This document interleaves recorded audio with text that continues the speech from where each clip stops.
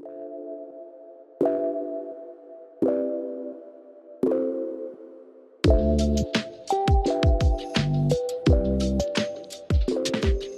to the Everyman Commentary Podcast. I'm your host, Auguste, founding editor of the Everyman, and I'm joined by my co-host and usual partner in crime, Evan McClanahan, a senior contributor for the Everyman and host of the Theology on Air podcast. Today, we will be discussing the issues of the week, which involve RFK's grilling in Congress, Trump's health, the UK's descent into anarcho-tyranny, and Evan's article on Trump's law and order campaign. It's all going to come together. I'm not even going to bother pretending that we'll get into what we're reading and watching. Just know that we're learning something new every day and that we have more opinions than we can fit on this podcast and even in our articles. Not that this stops us from trying, but yeah, we'll just stick to the news this time.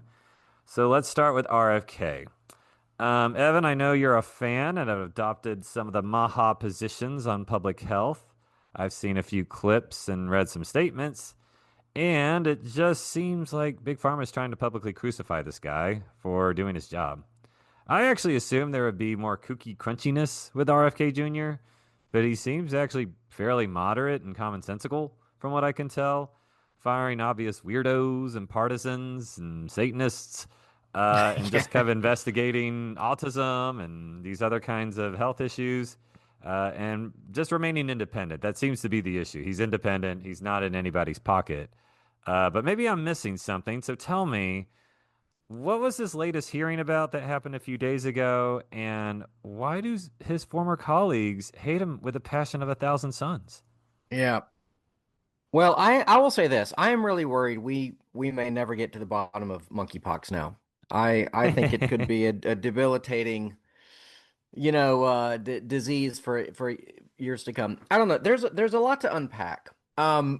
So if you could give RFK Jr. truth serum, I think he would say he's anti-vax. I think that he would probably say at this point, which I think is actually quite a reasonable position, that he actually doesn't believe really probably in any of the vaccines. Any Um, of them? You I, don't think like maybe the big ones like polio and measles or no, wow. no, and I'll tell you why. There's a book I read, just finished. Oh, you said we never talk about what we'll read here. Well, I talked to. This is a Okay, book I well that's read. good. Fine, you read. Yeah. It's called Turtles All the Way Down. It was published by Children's Health Defense, which was the organization he founded and was very connected to until very recently. I mean, I think he was the, titular president of it. Well, that's a oxymoron. He was the president of it, I believe, for a good while. And it was a book published all about vaccine science. It was written anonymously, I believe by Israeli scientists, but they had to be quite vague in who they were. And it's a heavily documented, footnoted book. People can read it and come to their own conclusions. There's actually no footnotes in the book. You actually go to a QR code and download, and they have something like, I don't know, 1,000 endnotes and footnotes and citations and stuff. Huh. Um, so basically, they talk about, how actually this is something that he has said, and this is one of his main points, that our vaccines, no childhood vaccine has been placebo tested. And what you find is that a lot of what the government accepts and what the pharmaceutical industry calls placebo tested is that they are vaccines tested against other vaccines. So let's say a vaccine A is going to be replacing vaccine B.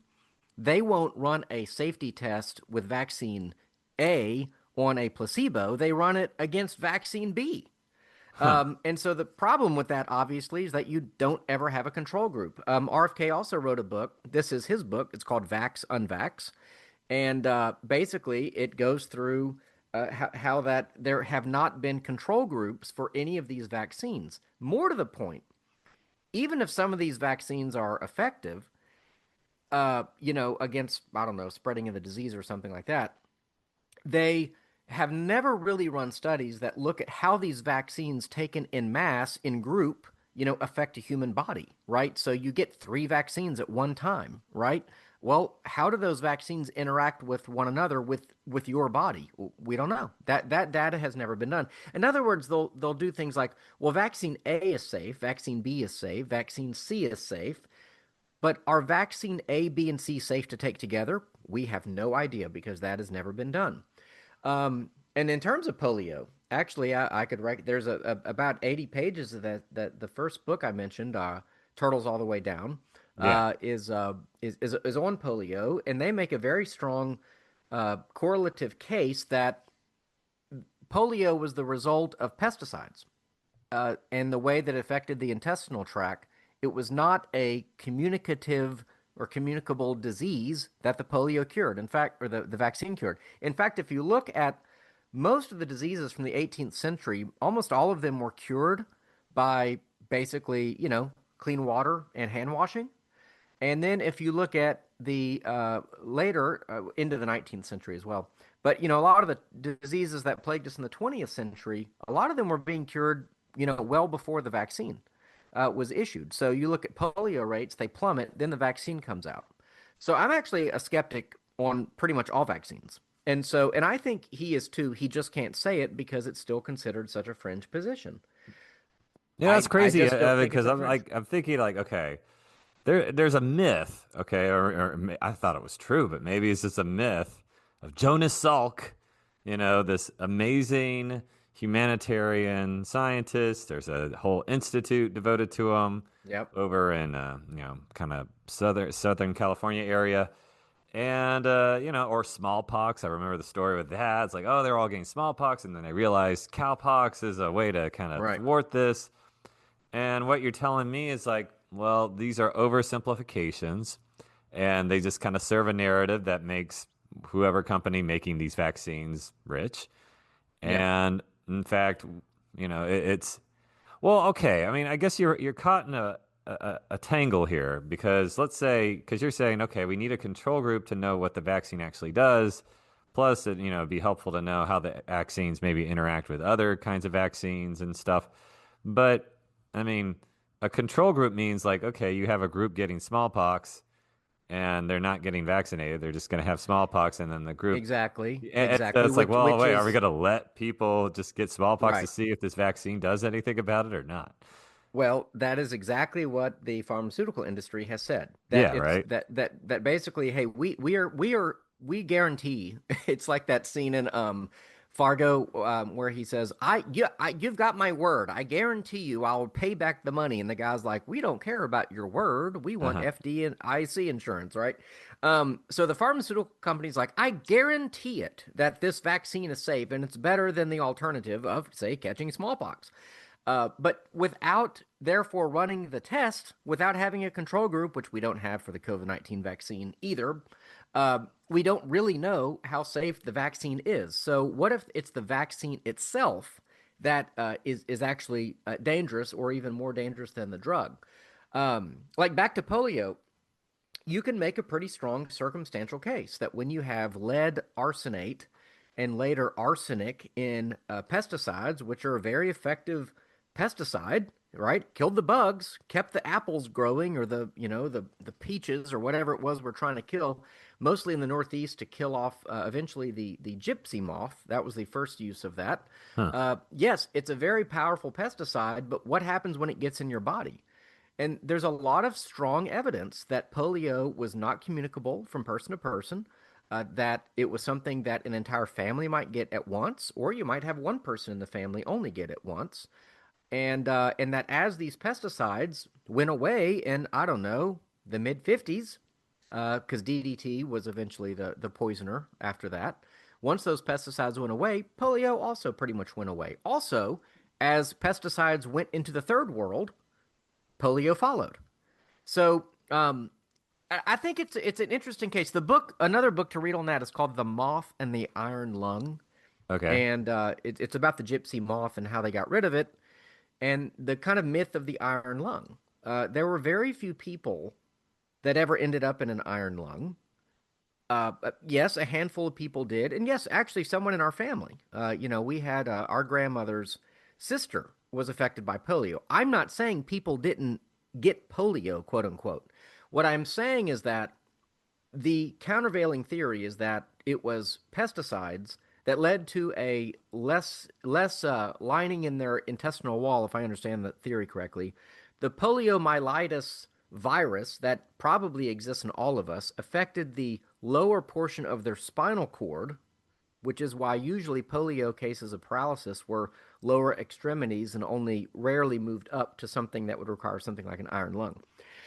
Anyway, I think RFK knows all that. I think he believes all that.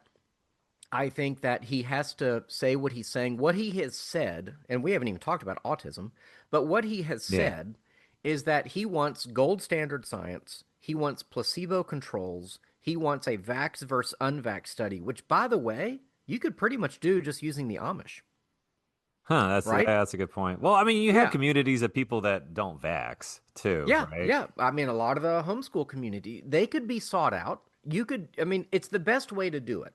It's probably not an exact science, but you can find children who are not vaccinated. But the question is, why hasn't that been done? It seems like the most basic thing that we would do if we trusted and believed in the science. Well, okay, Uh, well, the argument against it would be like, oh, well, we're just kind of looking for a problem. This has been eliminated. We've gotten rid of polio, we've gotten rid of measles, so vaccines are effective. I mean, what you're talking about is interesting. I mean, it's really we're trying to determine correlation and causation. I mean, is it a right. correlation that as we started vaccinating, like this was really defeating this sickness? Or was it a change in the environment or the change, just like certain chemicals in the environment that we either removed or we put in there that triggered some of these responses that caused people to become paralyzed or whatever? And with something like polio, we'll probably never know, but Yeah. I think it's a strong circumstantial argument because the fact is we really don't even know what polio is. We don't know how it is. It is. I mean, they thought that it was shared at the summer swimming pool, right? The neighborhood swimming pool. No, it came on seasonally. Anyway, there's a lot of arguments as to why, circumstantially it is one thing and not the other. Well, wait. Okay. So what would you say to the objection that, oh, there's a measles outbreak in West Texas or in some little crunchy area of California, there's a mumps outbreak. And it's just some of these diseases that we kind of really don't think about because you take vaccines for them. Like these outbreaks, how would you explain that if you're saying, well, the vaccines don't do much, it's an environmental thing, and well, why certain places? I mean, is there Well, just yeah, no, in that case, only polio is the environmental thing. I mean, mumps and measles and like chicken pox. I don't know. yeah? I mean, I had chicken pox when I was a kid. Those are viruses. They're contagious. They're spreadable. What I would say is look at the old Brady Bunch episode about the measles. When Peter comes home with the measles, and the joke at the end of it is, well, the whole family got the measles, and they're sitting around playing board games with little red dots all over them, and it's a big laugh. And literally, Florence Henderson says, well, I guess we don't have to worry about, getting a shot or something like that, or they won't be getting it again. In other words, natural immunity. I mean, that's what's been lost in all, that's what was lost in COVID was natural immunity. Natural immunity is the best immunity. And I will say that I think that the concept of a vaccine is probably relatively sound, which if in other words, all you're doing is eliciting an antibody response, right? You're Hmm. giving someone a mild form of the disease, so you create antibodies. Do we really need that for mumps and measles though? I mean, like, what is the danger of mumps and measles to children? What is the danger of COVID-19 to children? I think in almost, what is the danger of chickenpox to children? In It's many itchy, cases, Evan. Come on. in almost every case, it's far better to let people get them. This is not an area I've gone down, but there are people who also say that getting chickenpox prevents cancer in the future, and stuff like that. I don't know how some of that works, but Mm. um, I think that from a Christian point of view, God did make these amazing little engines in our body that like fight off disease. Like they know how to do it and they do it quite well and they remember how to do it the rest of your life. That I think that what we should probably do is eat good food and get sunlight and get exercise and then trust our bodies to do the work for us. What the vaccine industry is, it's not just a moneymaker. We all know about how they can't be sued and how Yeah. government pays for it and it's a big moneymaker for the pharmaceuticals, basically high reward, no risk. We all know that. But I think that it's a symptom of modernism, really. I mean, what is modernism? Well, modernism was, I don't know if it still prevails, but it was basically the belief that science is going to solve all our problems, you know. And when we talk about scientism, and Fauci says, trust the science. It's like science is God, right? And so we can basically eliminate problems through better science. And I think what the COVID shot was the next step forward. They believed in technology. Basically, mRNA technology was like, going to be a computer code, Yeah. so that as a disease mutated, you just changed the code and you just re-injected, your mRNA into your bloodstream, and you could always just keep fighting off disease in that way. It was a very uh, scientific sort of approach. The problem is the diseases are actually way smarter than we are. They adapt faster than we do. And there are side effects to mRNA, I believe. I'm pretty convinced, and RFK seems to be convinced as well, Yeah. that are not worth this promise. So the paleo con in me is I mean that in quite a literal sense at this point, which is Sure. how about we just like get sick and then heal using God's amazing technology, if you will, and then we'll probably in the end be far better off than injecting ourselves with 80 shots by the time we're 18 years old. Even looking again at the vaccine schedule, one of the major arguments the pharmaceutical companies will tell us, or the government, you might say, is, hey, we need this for herd immunity, herd immunity, herd immunity. Well, half Uh-huh. of the vaccines that kids get are for diseases that are not contagious. Tetanus is not a disease that is contagious. You get it from animal poop, basically, which is almost exceedingly rare in the modern age because we're not surrounded by, horse poop, or or hardly any poop at all. We live in an extremely sterile environment, if anything. We would probably all be perfectly fine. Listen to your doctors, not me. But perfectly fine without tetanus shots. Uh, hepatitis. Hepatitis is basically totally avoidable. Certainly among children, we don't need that vaccine for children. That's not contagious. I mean, it's contagious, but it's not like Wait, is that the one? Because there was I think an argument on Twitter about it. Like, I think, well, one is like sexually transmitted or something, or and the mother can pass it on to a child, but everybody still right. has to take the shot for. This came up, I think, actually in the hearing. So, okay. Okay, So if you're I think it's hepatitis B. That's the yeah, vaccine they will give little babies. I believe it's a gel they put on their eyes right after birth. Well, you generally get hepatitis B through, promiscuous sex. It's kind of like, well, how they say we get AIDS, but sharing needles. okay, It's a blood thing basically. okay. And so yes, it can happen through the course of giving birth, but you give the mom a hepatitis B test. And so Well, yeah, right. how many moms have hepatitis B out there? One in 1,000? One in 100? One in 5,000? So, yeah, for that baby that's born from a hepatitis B mom, okay, the vaccine's probably a good idea. Well, But yeah, but it's just not like part of the every schedule, and baby. no one thinks twice about it. It's like, oh yeah, you just Yeah, take it, whatever. right, right. Well, So, yeah, okay. So yeah. the normie and me, okay. Because I mean, I think you make a pretty good case, and and it sounds. I think you're probably right that RFK is, and I think the Democrats knew this that RFK is very skeptical on the vaccines, and he wants some answers, which I think is legitimate. But all this is kind of started because of COVID, or at least from my perspective. I mean, some people have been invested in this topic for a longer time, and especially with the autism stuff, I've known people that have autism in their family, and it's like, well, there seems to be some correlation with the vaccines, and there's mercury in the vaccines. I've heard all that. But for most people, I think for most Americans, the MAHA movement really was born from the COVID excesses, right? And Hmm. so during COVID, it's like, we're going to vaccinate against this, rapidly spreading virus. I got Omicron. I mean, I just kind of like, I knew this was going to happen. I'm like, okay, COVID is not going to kill me. It just looks like a bad flu or, some kind of lung thing. And it affects people that are already pretty weakened by other stuff, by other, comorbidities.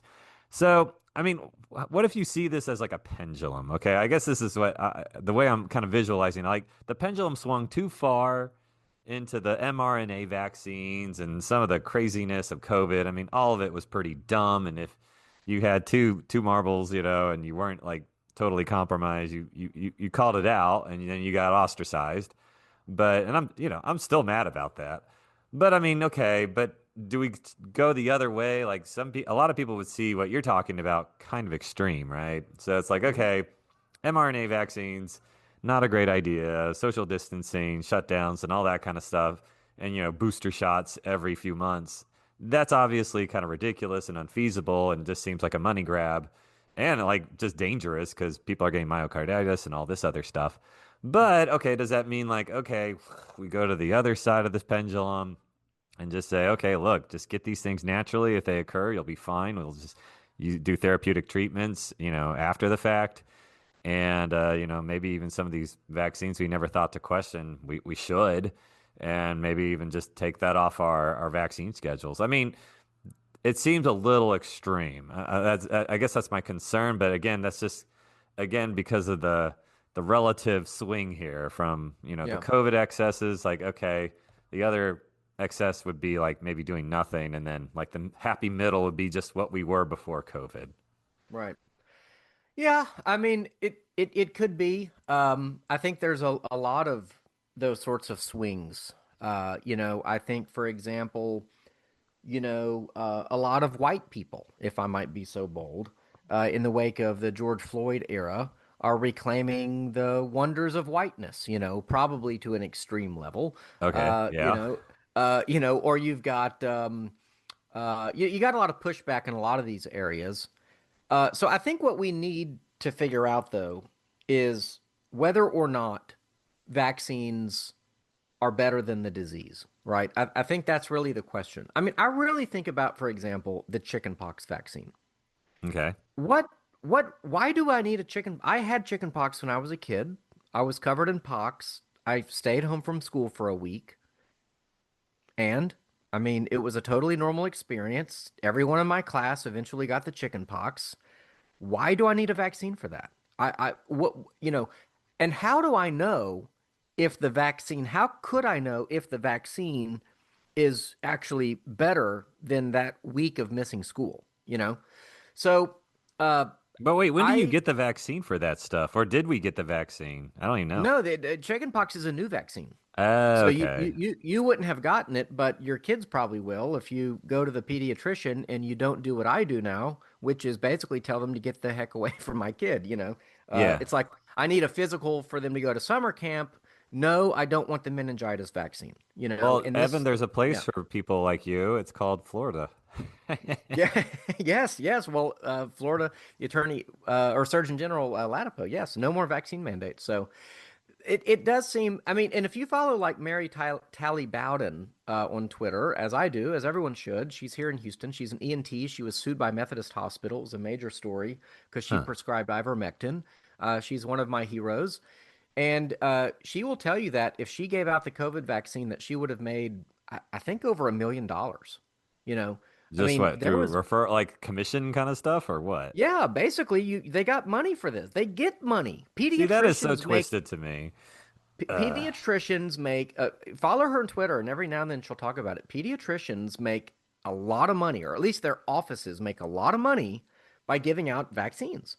So I do think this is one of those pendulum swings where I'm pretty much at the point of yeah, we need to go all the way back. We need to go. yeah. I think the onus needs to be that and again, I think the philosophy, I think we have to ask real philosophical questions. I think you could make a case that this is a spiritual harm, a spiritual derailment, that essentially we don't trust that the way God. Now, I know that we're fallen in sin and our bodies get sick and ail and things like that. I'm not saying Yeah. we're supermen, but I think that it's a real question as to whether or not we trust more in modern science or in God to make us healthy people. Yeah, So and I I mean, don't know. a lot of it's kind of implicit in, yeah, it's cultural, right? I think Americans for sure think there's always a drug to kind of Yeah. fix an issue. I mean, that doesn't even just go for diseases, but it could go for any condition. Like if you want to lose weight, you want to gain weight, you want to get muscle, you want to whatever, you have more curves. I think there's a very strong belief, and you're conditioned into it. I mean, you learn it at school, you get it on TV. I mean, just like I learned, the tall tale of Jonas Salk, you know, just Yeah. inventing modern medicine, basically.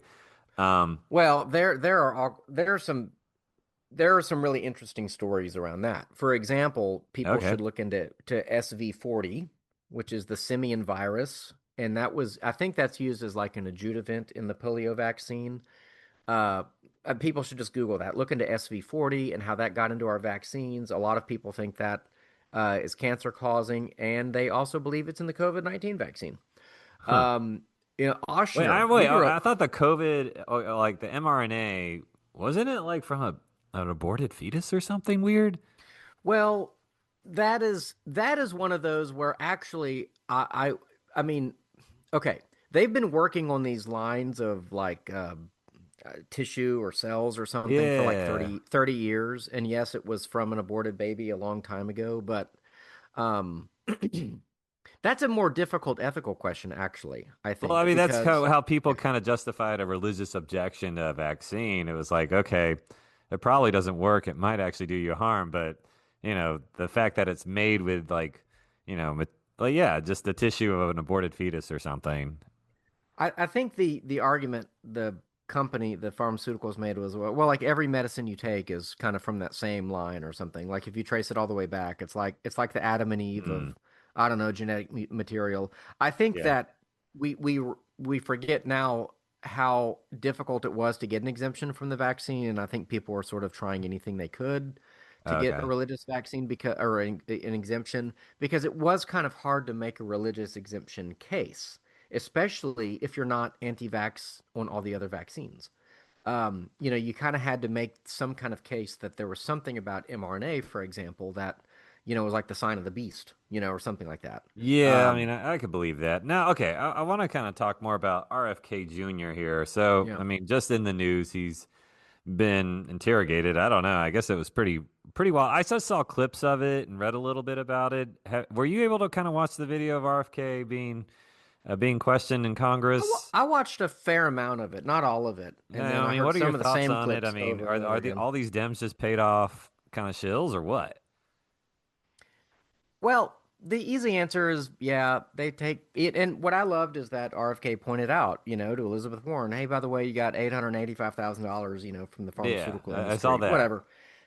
I mean, I mean, probably I'd like to kind of try to go beyond just the sheer exchange of cold hard cash for people's campaigns. And I mean, I think that that's why I'm kind of talking about like modernism, and I'm kind of wondering like, Yeah, we know you're is there? deep, Evan, okay, No, but no, no, I'm not. I'm not. No, I'm not. I'm just trying to say, like, is an idol being? Is it just about cash, or is like an idol getting destroyed here? no, I mean, Because here's, I think these Dems definitely, I mean, progressives, I think implicit in progressivism is a strong belief in these experts, right?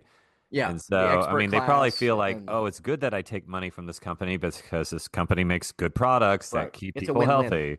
And Yeah, so, they don't take it like, oh, I'm not taking money from the arms industry like these darn Republicans. So, I mean, yeah. I'm sure there's like there's an ideological, uh, you know, uh, uh, accommodation there. But I mean, no, It I don't just know. I so mean, it but money yeah. seems to be the big issue here. I don't know. Okay, I guess my bigger question would be this type of thing. To me, it seems like a lot of theater. You get a lot of clips out of it. Does it actually result in anything, or is it just kind of showing us what the stakes are and who the sides are? Yeah, I'm somewhat cynical that these hearings have become show trials. I think it was can't remember his name. He does all the smart legal analysis. Everyone kind of respects him on both There are a sides. lot of But those. All these lawyers. yeah, yeah. He Jonathan Turley. Okay, yeah, that guy.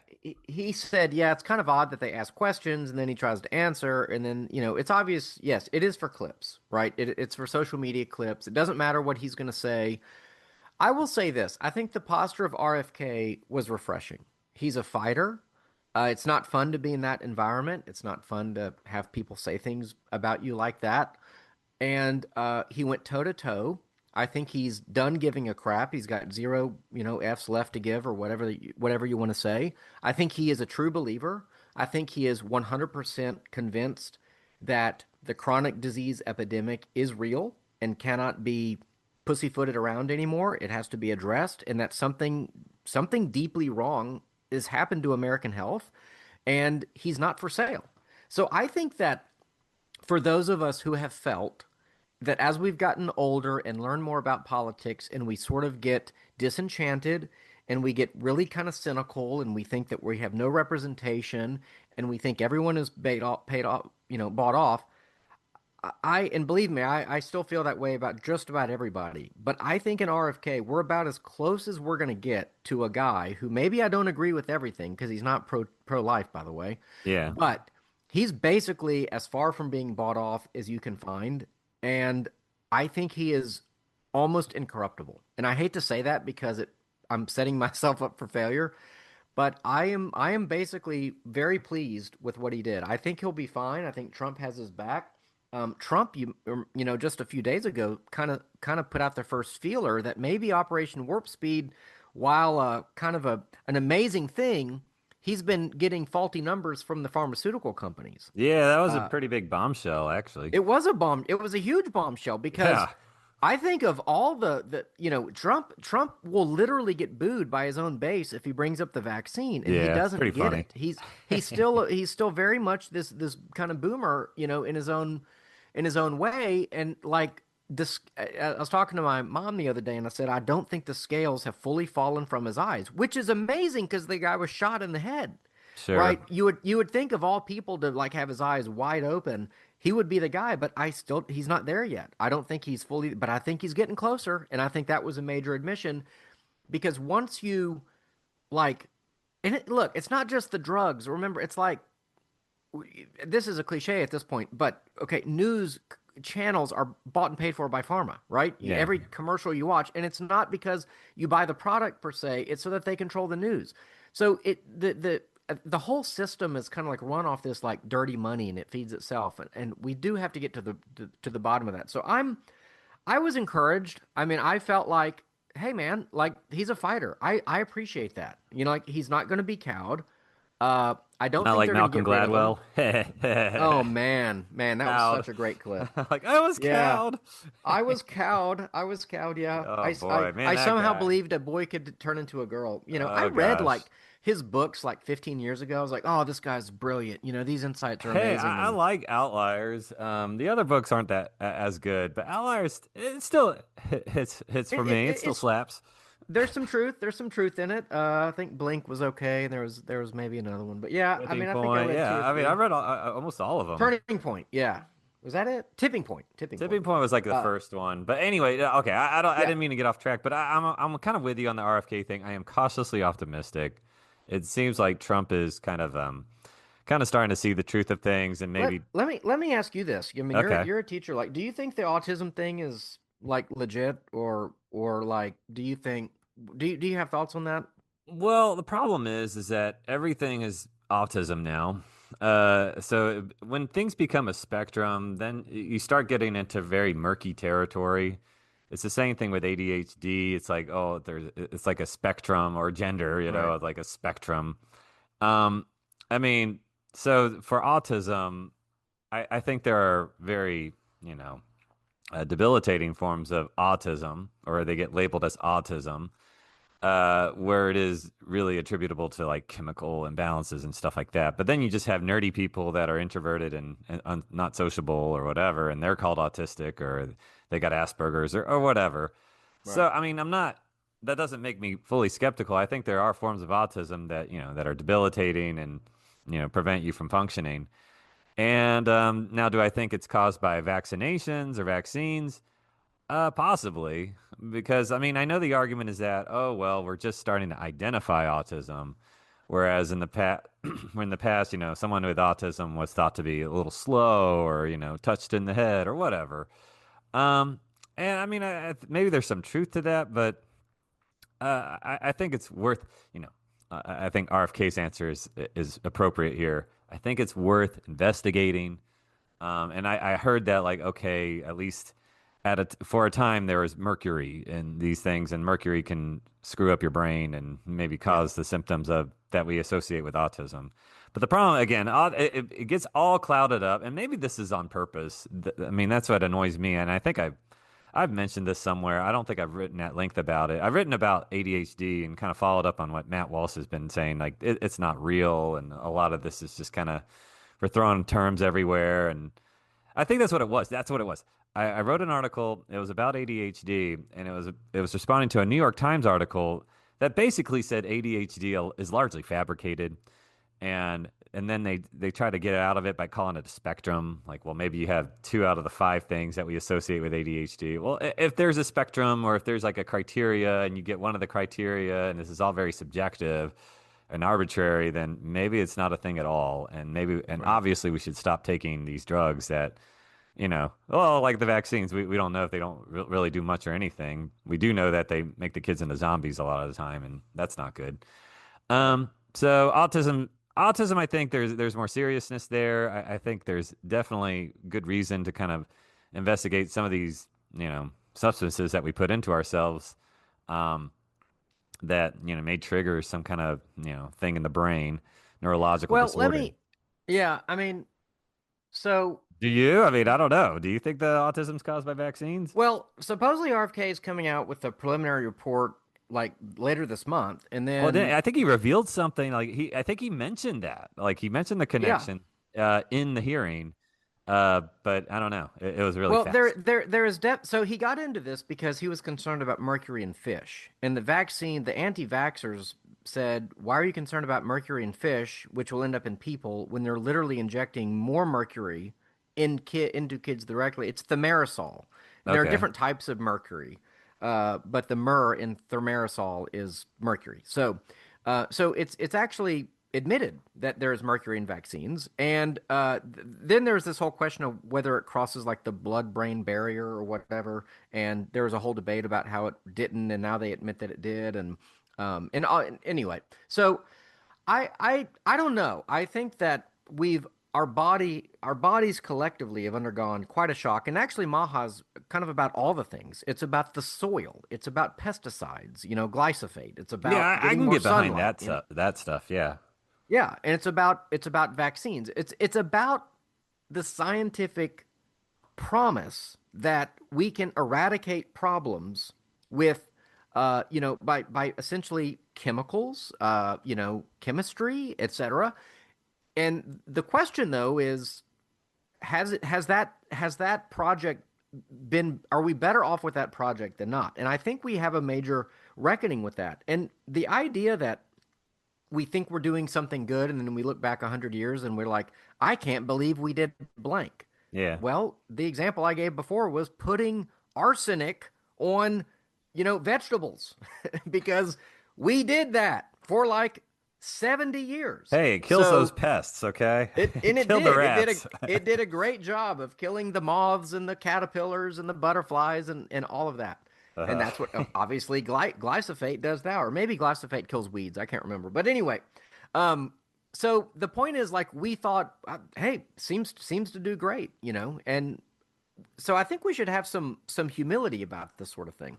But I'm pretty open to what. Yeah, I agree with you that it's hard to know what autism even is. I do think that something has happened. I think something has changed us. There are too many stories of kids who change. In fact, you watched the show Welcome to Wrexham, right? yeah. Okay, so the guy that he was like the star, they sing a song. He was just kind of like let go. I can't remember his name. But he had a 2-year-old that like got autism, like became autistic like overnight. Do you remember that storyline? No. Column, what's his name? No. Ah, I think I know who you're talking about, but yeah, I forgot. So he had a son with yeah. So autism, and they, it just kind of happened overnight. yeah, yeah. Oh And I wow. mean, yeah, look back into that storyline, because to me he literally talks about how his kid was perfectly fine and totally healthy and all the developmental tracks, and then all of a sudden autistic.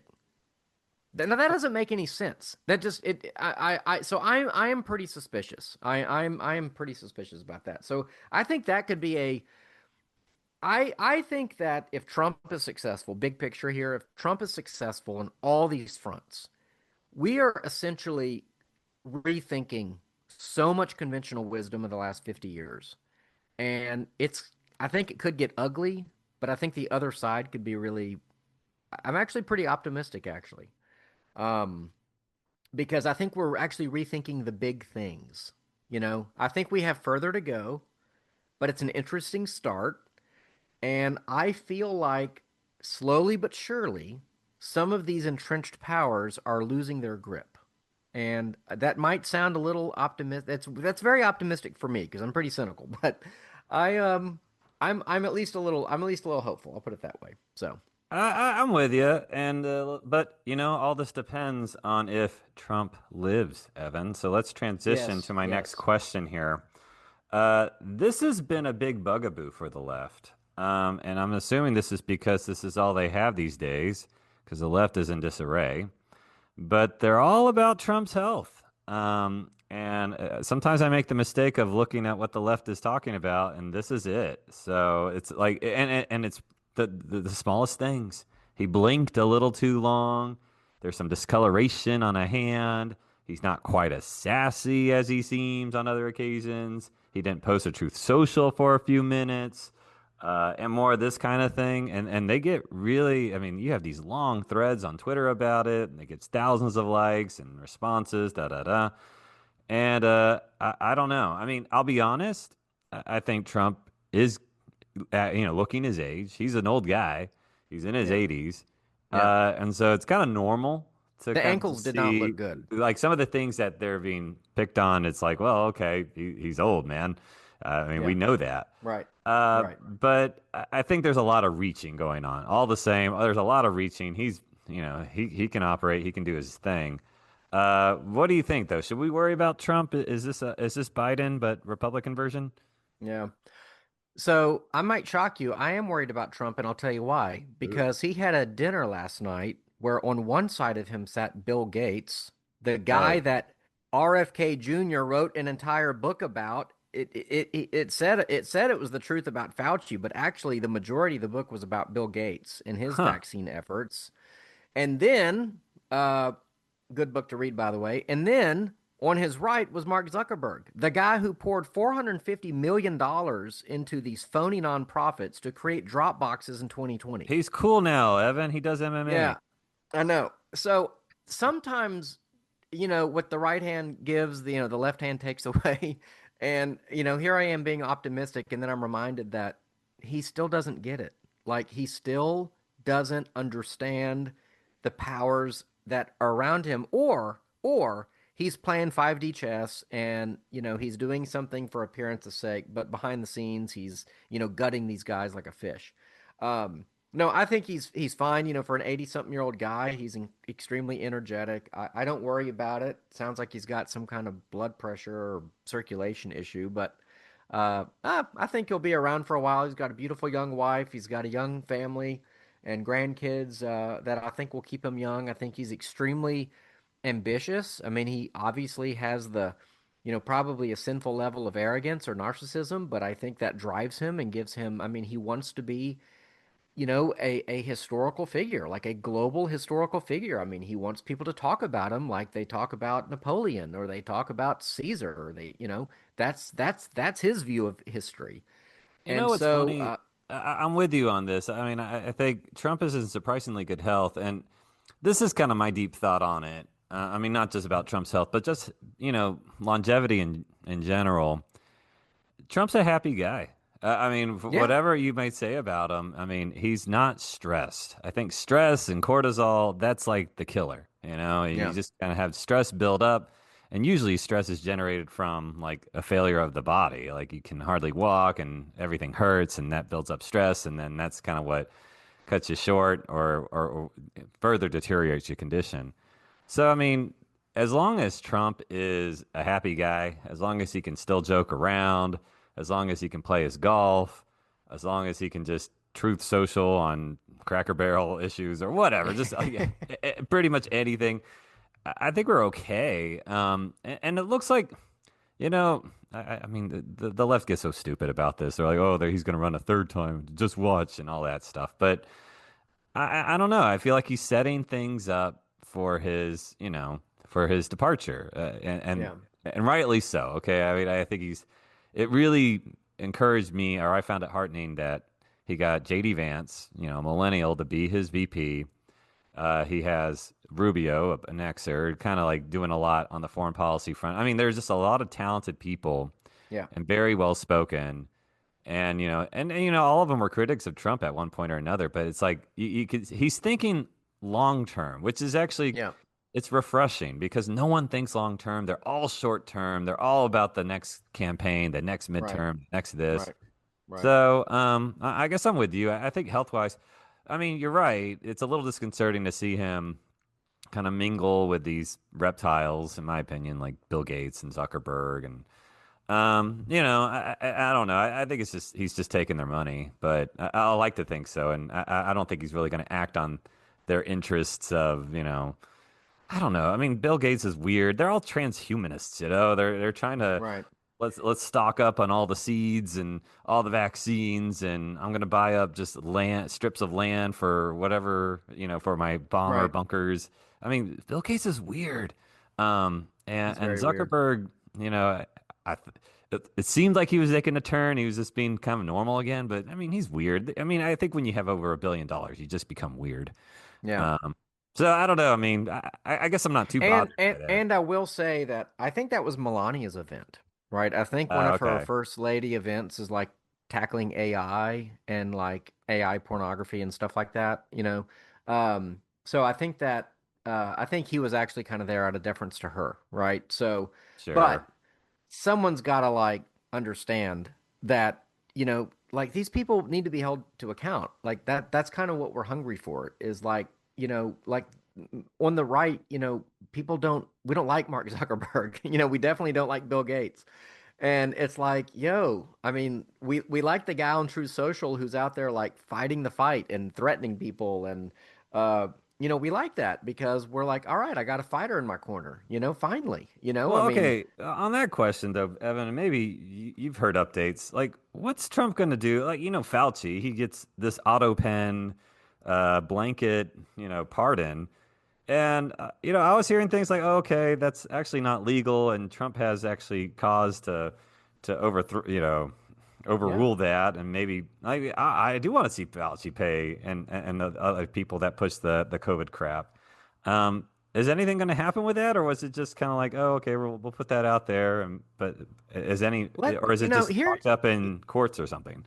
here's the thing. You know, I think a lot of people want to see these people go through the process. They say the punishment is the process now. Well, Uh-huh. make Fauci go through the process. Who cares if he has a pardon? First of all, let's challenge the pardon.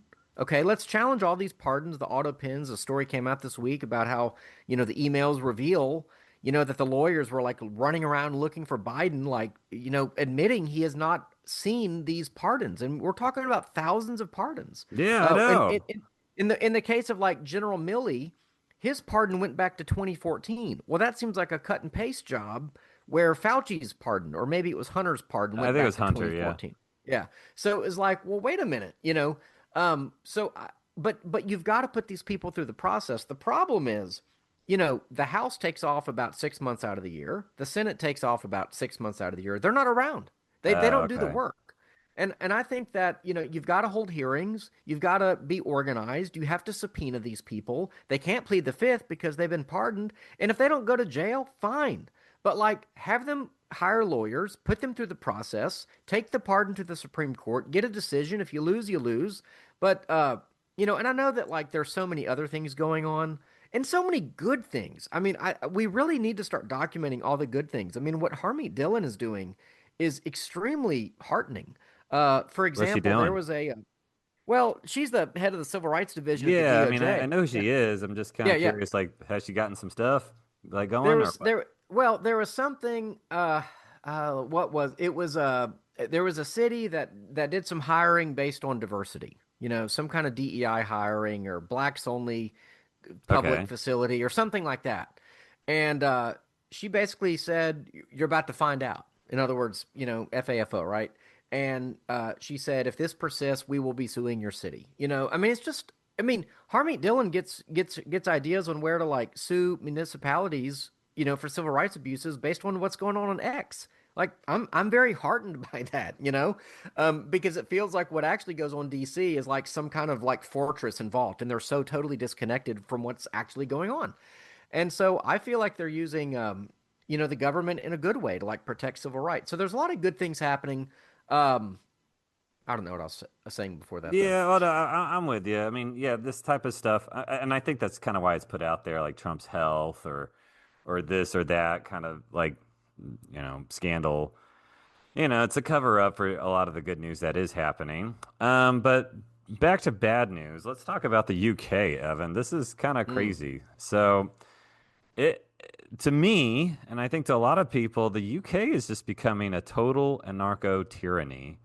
So just a few days ago, they arrested a famous Irish comedian who created two great comedies that I've seen, Father Ted and the IT Crowd, and he was arrested for criticizing transgenderism, where he sent some bad tweets about transgenderism.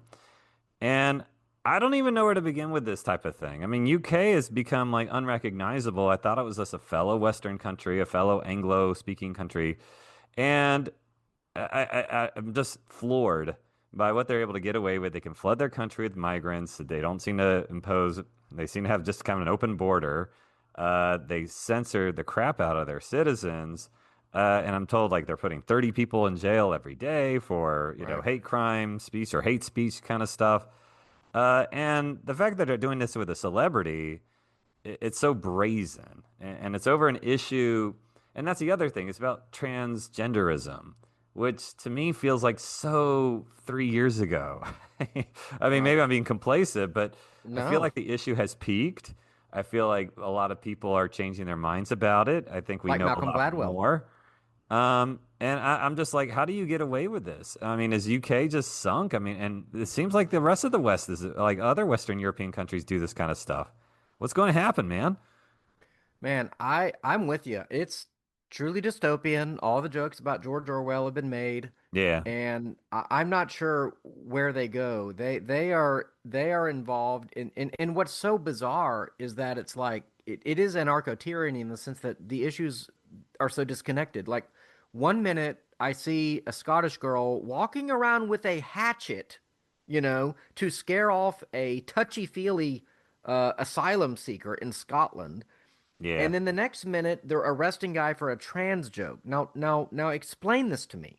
How is it that we're defending, Muslim migrants and the transgender community at the expense of normal people? I mean, so normal people are getting it from both sides.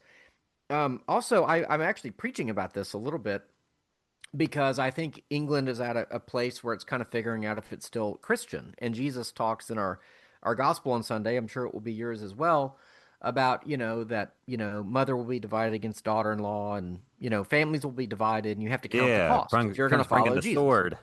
Yes, yes. So it's like, okay, well, how far does this extend out? I understand that like I might lose a friend if I confess Jesus. They think I'm an idiot or we disagree about some important social issue or something. We can't be friends anymore. But what about nationally? Like what about when you have a whole group of people who like, have a radically different view of Jesus? And so I've been heartened that you have this interesting movement to raise the St. George flag, which is the flag of England, not the Union Jack for the UK, but the flag of England, the white flag with the red cross, Yeah, and it's the kind of crusade flag, and I think it. But what's crazy is that the moment they did that, those flags were taken down at government buildings, like at the prime minister's home. So okay, that's bizarre. And then there was a Palestinian flag that was raised at a Scottish government building. So I wonder a couple of things. I wonder if they realize they're already outnumbered and they're basically like, oh crap, there's more of them than us, and they're willing to be violent, and so we're gonna have to play nice here to get out of this. Um, I wonder if they really believe it. It's kind of like the vaccine question earlier. Like, do they really believe that like Christianity is this really pretty terrible thing, and like diversity is this really wonderful thing? Maybe we have a myopic view of what's going on. Maybe it's really not that bad. It's just the occasional guy that goes into a dance studio and murders four girls with a knife. Maybe it's just really that occasional thing we shouldn't worry about. Um, I guess what I would say, if you want to talk kind of like what do we do about it, Yeah. I think at some point our country has to say that Europe is not our ally anymore. I think we have to leave NATO and we have to, we have to sort of abandon these sorts of global, uh, hegemons. I mean, there is an argument that I've heard kind of floated that the Soviet Union sort of transferred to Europe essentially. That the European Union, if you look at their actual policies, it's very Soviet. In terms of 5-year agricultural plans, in terms of the way that these nations don't have national sovereignty anymore. The way that Europe is expected to act as a bloc. Obviously they're all kind of socialist, all these nations as a whole. So I think at some point, and JD Vance did say this in that famous, Munich security speech a few months Yeah. back, but like you've got to keep saying it. And you've got to say that there are real consequences. You have to say that we're not an ally with you because we don't share the same worldview, right? We don't share the same view of freedom. And if we're not sort of truly democratic, in the true sense and best sense of that word, why are we allies? I mean, you have to call that out at some point. You know what I loved? Okay, that speech made me fall in love with JD. I always liked JD Vance. I read Absolutely. Hillbilly Yeah. Elegy, but that speech, you know what I like about it? It's not only that it was totally right and that it's, you're telling this to a crowd of people expecting to be, patted on the head or something, but it just kind of showed a superior attitude. It's like Yes. it's not just wrong to be a police state or to be this kind of hypocritical leftist anarcho-tyranny. It's low, you know? Yeah. It's like you look down on England. It's like you're just a two-bit dictator, you know? Yeah. You're beneath us. I can't be your ally. An ally is, something of my equal, but I can't be allies with countries that can't even have a functioning democracy, that have to censor their own people, that are pulling these schemes. I mean, that's all it is. You're pulling these schemes Yeah. just to keep in power, and it's so short-sighted. You're wrecking your society for ages to come, and you're small and insignificant and irrelevant. And it was great. I mean, he said it, it was just the tone of it. It's like, yeah, well, I can't save you if your own people, if you're scared of your own people, Right. and I appreciate just like the high moral ground that really does exist. Like, okay, this is where you can really play that card of you're lower than me, like Well, just on and a and he moral and could political level.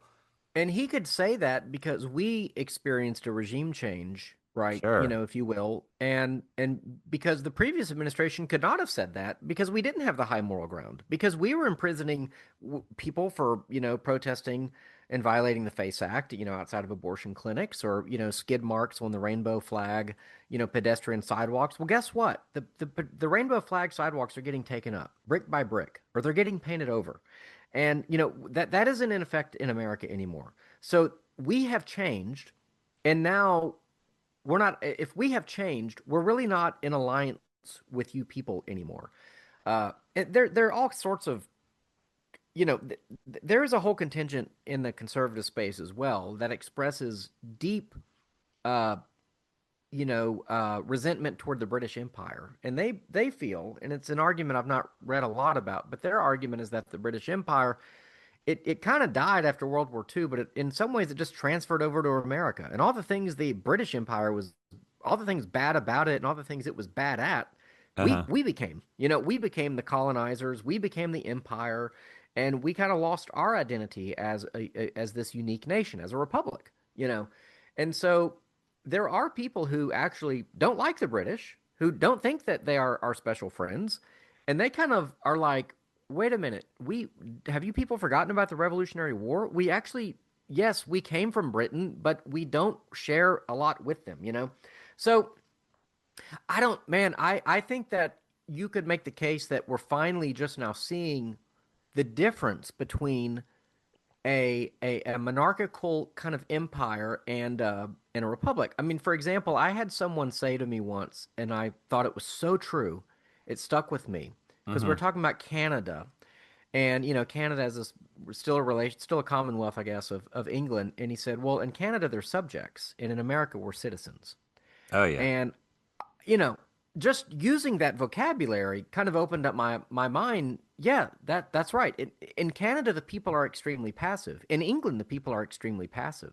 In these countries where the people are used to being subjects to a king or a bureaucracy that replaces that king, they become passive. They just accept whatever is. And there's a unique American spirit where, as citizens, we are stakeholders in this thing, and we are, this is ours. It's we the people, and not to sound silly or childish about it, but that means something. So I, yeah, it's hard to be allies with people who don't see things that way. Yeah, I agree. I mean, Canada, I think you're seeing a lot of the same kind of stuff, and it's troubling. Well, and it just kind of makes you think, like, had Trump not gotten elected, let's say the election were pretty darn rigged, and Kamala, Hmm. Kamala wins this thing, and you have a Democrat majority in the Congress and all that. That would have been bad, man. I mean, I feel like we would start looking a lot like these other countries where you start really having the anarcho-tyranny dial, all the way up. And Right. I mean, a lot of the blue states too, like just what you just see in New York or in California, where it's just like, wait a minute. Yeah. Okay, but let's get to the end here because we're running out of time. Let's talk about your article. So, which talks about the diametrically opposite approach to crime and dysfunction that we're seeing here from Trump. Yeah. And he just seems to be opening so many cans of whoop ass on criminals and cartels, and it's kind of great. So I'll ask you, and maybe you'll answer in the affirmative. Are we seeing a golden age of law and order here in America? I think we're getting there. I think El Salvador is my, the real golden We know age. you like the dictator there. We know you Yeah, like yeah. Bukele. I mean, hello. I mean, every now and then you need a strong man. In fact, I think years ago I wrote an article at the Everyman called "In Defense of the Strong Man" or something like that. I'll have to reread that and see if that aged well. But okay, the nanny state operates for your benefit, right? I mean, that's what they tell us, right? I Sure, mean, yeah, it's for your own good. Wear the mask, take the vaccine. Let's get this guy kicked off of social media. Let's throttle social media posts. Let's keep an eye on those pesky Latin mass Catholics. Let the boy in the girl's bathroom. All of this is for our own good.